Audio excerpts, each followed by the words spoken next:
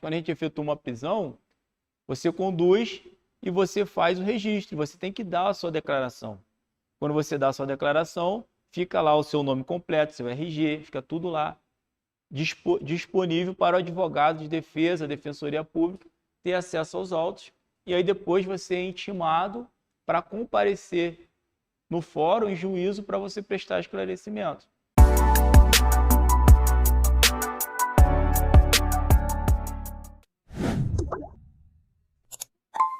Aí não sei. Então, se não tem as manhas, não entra, né? Não entra não. Então, é nessa que o polícia se enrola, tá?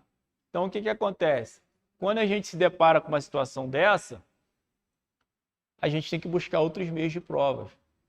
Às vezes uma testemunha, às vezes uma filmagem, às vezes um objeto utilizado na hora do crime. Tudo facilita, tudo corrobora para a gente conseguir uma comprovação de envolvimento no crime. Falei o negócio da bomba, não foi? Não tinha nada, pô. Tinha uma filmagem de um cara todo encapuzado utilizando uma moto. E aí? E não estava achando nada. O que ia ser? O que ia ser utilizado? A filmagem e toda a vestimenta dele sendo apreendida. Ia ser montado um boneco com todas as peças que foi verificada na filmagem. E aí? Correto? Então, depois conseguiu-se, mas em cada situação a gente tem que trabalhar de uma forma. Nem sempre a gente vai conseguir mandar de busca, nem sempre a gente vai conseguir localizar os meios utilizados num homicídio, num crime. O cara vai matar, vai jogar a arma fora. E aí? Certo? Cada situação é uma situação específica e diferente, tá? E existem cada coisa que vocês não acreditam. Só convivendo mesmo para saber. Lucas.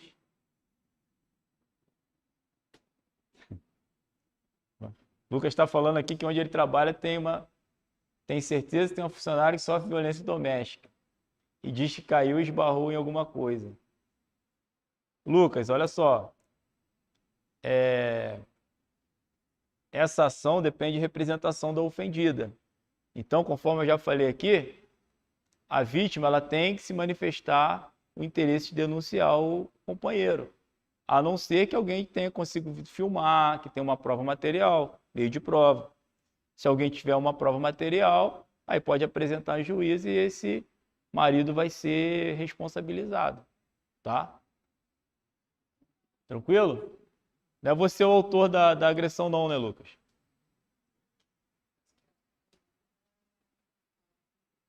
Aqui, ó. Ninguém será considerado culpado até o trânsito em julgado de sentença penal condenatória. Isso aqui acontecia muito. O que a gente fazia? Fazia ocorrência, né? Aí, quando a gente chegava na delegacia com o preso, a imprensa estava toda lá. Aí a gente tirava o cara da caçapa, e quando passava perto da câmera, a gente dava aquela estocada, né? A carinha dele aparecia para todo mundo, para que pudesse ser reconhecido e anonimato não fosse utilizado. O que começou a acontecer? Chuva de processo contra o Estado. Por quê? Às vezes, lá no trânsito lá do julgamento, lá do processo, ele conseguia absolvição. E aí, quando ele conseguia absolvição, né, por inúmeras razões, às vezes a vítima não ia lá depor. Se a vítima não for depor, não tem como o juiz condenar. Primeira coisa. Segundo, às vezes a prova era adquirida por meios ilícitos, conseguia provar que o policial trabalhou mal. E aí o que ele fazia? Quando ele saía da prisão, pegava-se ali as reportagens, entrava com o Estado, entrava com ação contra o Estado por dano à sua imagem. E aí conseguiu uma indenização do Estado. Aí saiu uma normativa do Tribunal de Justiça proibindo a divulgação da identidade e da exteriorização da fisionomia dos conduzidos, né? A gente não podia nem chamar de condenado, chamava de conduzido, para a delegacia. E só podia ser evidenciado, só podia ser difundido depois da condenação. Só que até o cara ser condenado, passava-se muito tempo.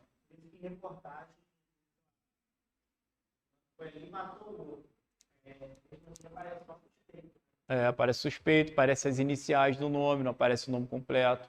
A imagem fica ofuscada, justamente para garantir esse artigo 5º aí, 57. Tranquilo? Podemos?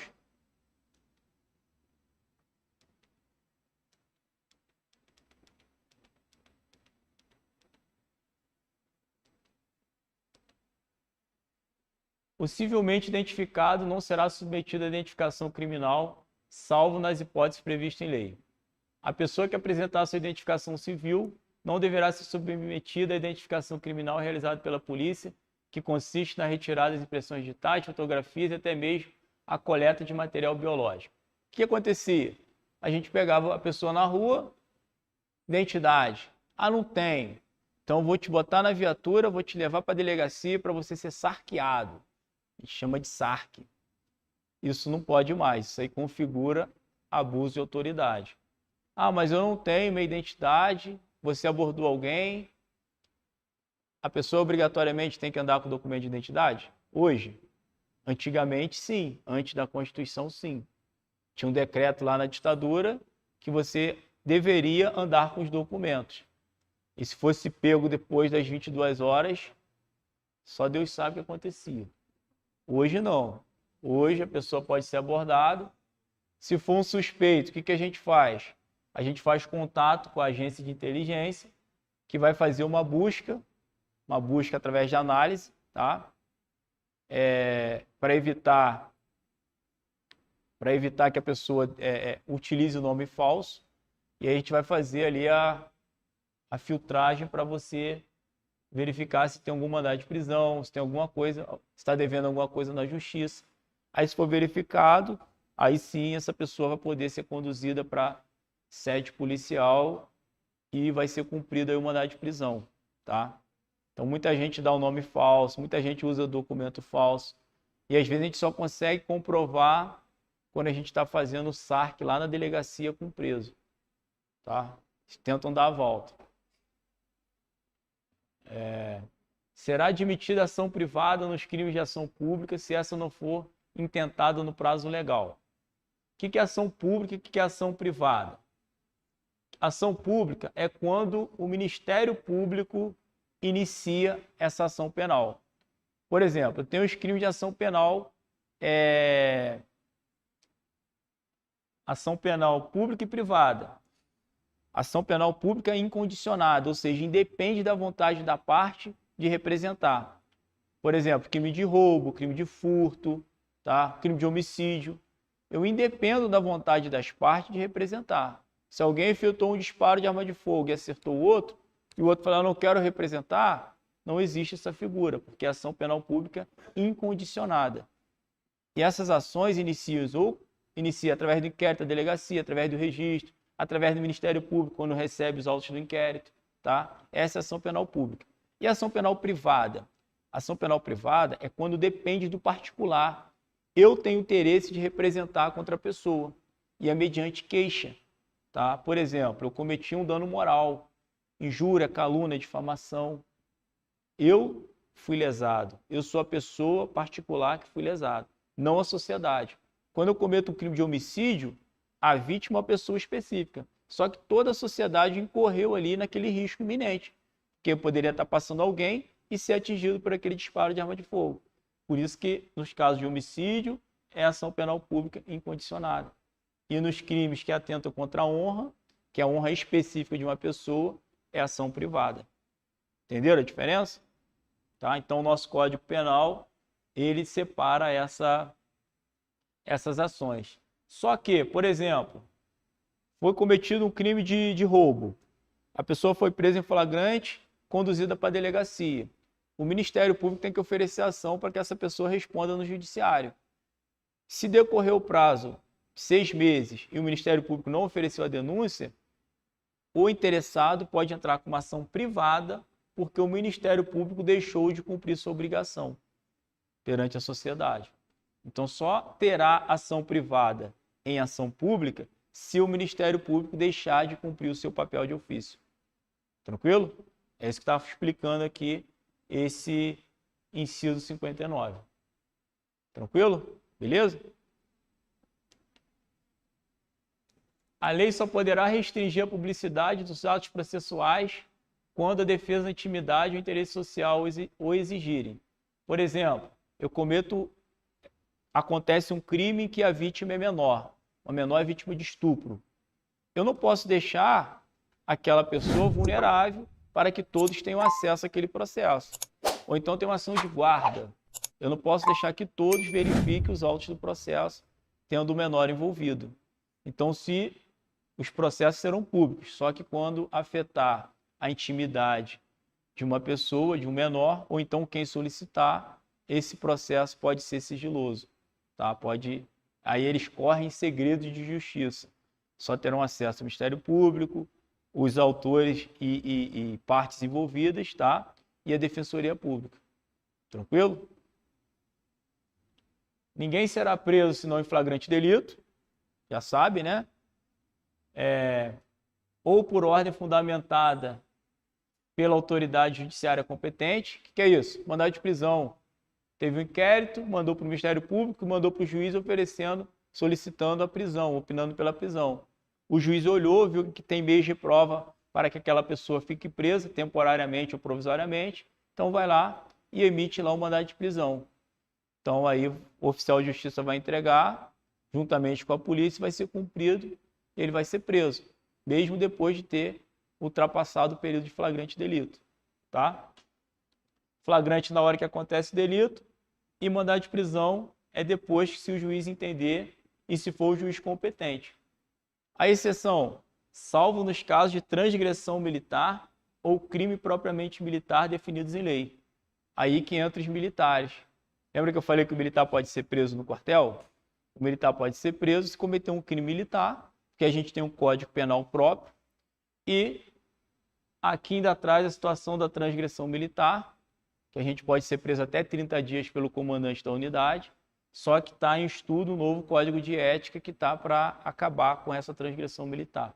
Só que, por enquanto, o que está em vigor é que o comandante ainda pode aplicar a pena máxima de 30 dias ao militar que comete uma transgressão dentro do quartel. Tranquilo?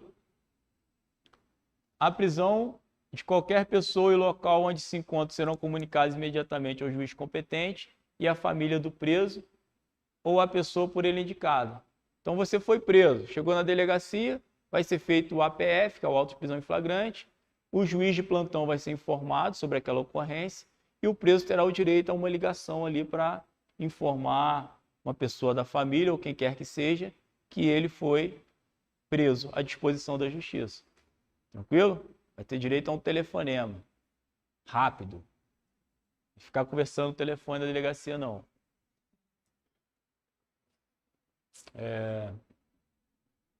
O preso será informado de seus direitos, entre os quais permanecer calado, sendo-lhe assegurada a assistência da família e de advogado. Mas isso aqui não é igual o filme, que a pessoa chega aí, você tem o direito de ficar calado, permanecer calado. Não tem isso não, tá, senhor? Irmão, fica quieto aí, a gente está te conduzindo para a delegacia, tá? Não é igual o filme não, não é para decorar aquilo não, tá? O preso tem direito à identificação de responsável por sua prisão ou por seu interrogatório policial. Então, quando a gente efetua uma prisão, você conduz e você faz o registro, você tem que dar a sua declaração. Quando você dá a sua declaração, fica lá o seu nome completo, seu RG, fica tudo lá disponível para o advogado de defesa, a Defensoria Pública, ter acesso aos autos, e aí depois você é intimado para comparecer no fórum em juízo para você prestar esclarecimento. Por isso que o preso tem direito a essa identificação. Senão, o policial lá faria o que quisesse com o preso, entregaria na delegacia e ia embora. Então, não seria responsabilizado se cometesse qualquer excesso em desfavor do preso. Tá? Então, o policial responde até o final.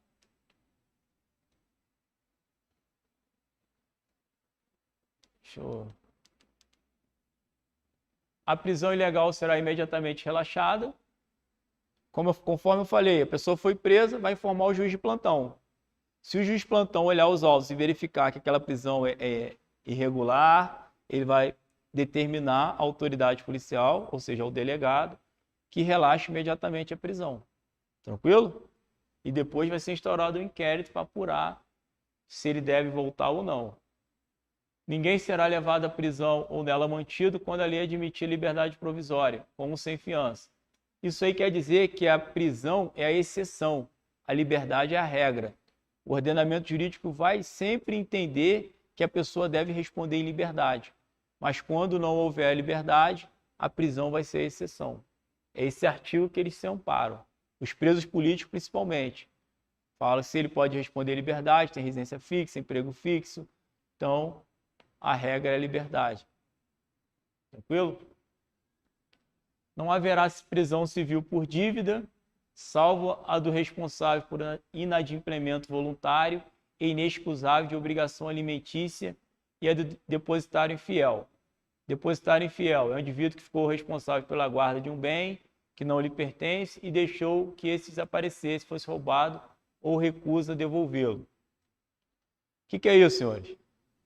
Prisão civil só por pensão alimentícia, tá? Pensão alimentícia você vai ficar preso. Prisão por dívida. Ah, estou devendo um carro, vai sair prisão para você?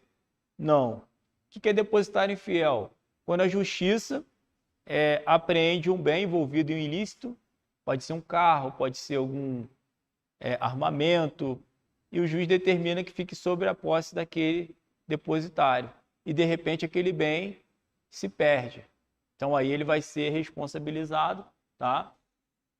E aí tem essa súmula 25 do STF, dispondo que é ilícita a prisão civil de depositário infiel, seja qual for a modalidade de depósito.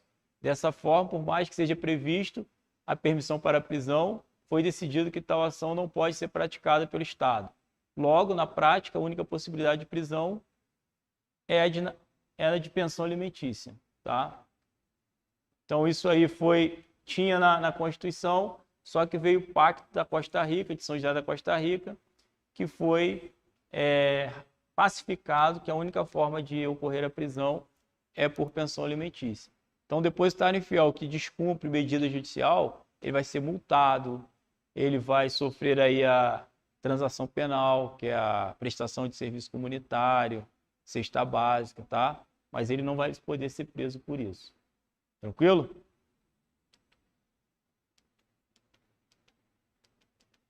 Vou tentar aqui, senhores.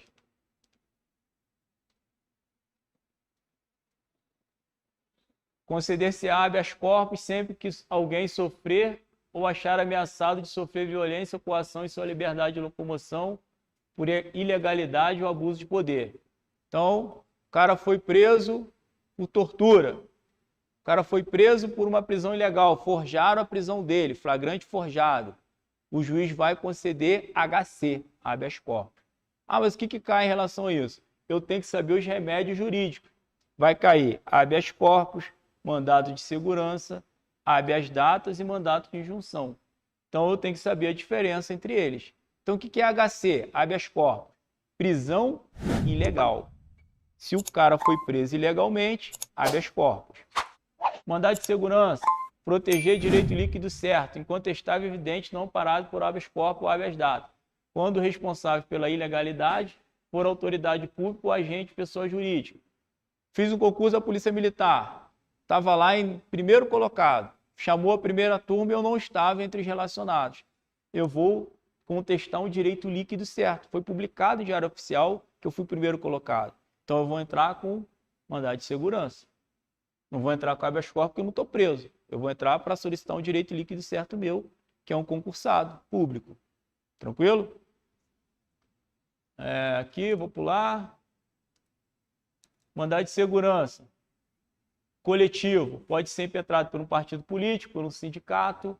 Mandado de junção. Sempre que falta norma reguladora. Então, eu verifiquei que eu tinha 35 anos e o concurso era até 32. Mas não existia nenhuma norma que me proibisse. No edital não estava dizendo a idade é limite para o concurso. Então, se não tinha norma, eu vou entrar com mandado de injunção, porque no mandado de injunção é a ausência de uma norma, de uma lei que regula tal procedimento. Então, habeas corpus é liberdade, prisão ilegal, mandado de segurança, direito líquido certo, tá? E mandado de injunção é quando não existe uma lei para tal modalidade. Tranquilo? Habeas datas, para assegurar o conhecimento de informações relativas à pessoa do impetrante constante registro ao banco de dados. O que é habeas datas? Eu quero ir lá no fórum verificar o que consta meu. Quais processos eu respondi, quais varas eu figuro como acusado. Vocês vão precisar desse nada consta do primeiro ou quarto registro. Então, vão solicitar isso em relação a habeas data. E todos os órgãos têm que prestar informações e esclarecimento acerca da figura de uma pessoa particular. Mas tem que ser você solicitando e não um outro representante. Tranquilo? Então, ó, mandado de segurança, habeas corpus, habeas datas e mandado de injunção. Amanhã a gente termina, vai parar aqui, ó. Isso aqui, ó. Habeas corpus, liberdade de locomoção, habeas datas, informação pessoal, mandado de segurança, direito líquido e certo, e mandado de injunção, falta de norma. Isso aqui é bom saber. Tranquilo, pessoal? Pessoal de casa, boa noite também. Fiquem com Deus. Amanhã a gente termina aqui e vai para as questões. Beleza? Fiquem com Deus. E aí, curtiu essa aula? Então faz o seguinte, deixa agora mesmo o seu like para fazer com que esse vídeo chegue ainda mais longe e ajude ainda mais pessoas. Inscreva-se no canal e ative o sininho. Aproveite também para poder deixar o seu comentário aqui embaixo. Se tiver alguma dúvida, pode deixar também, que a gente vai estar acompanhando tudo. Valeu?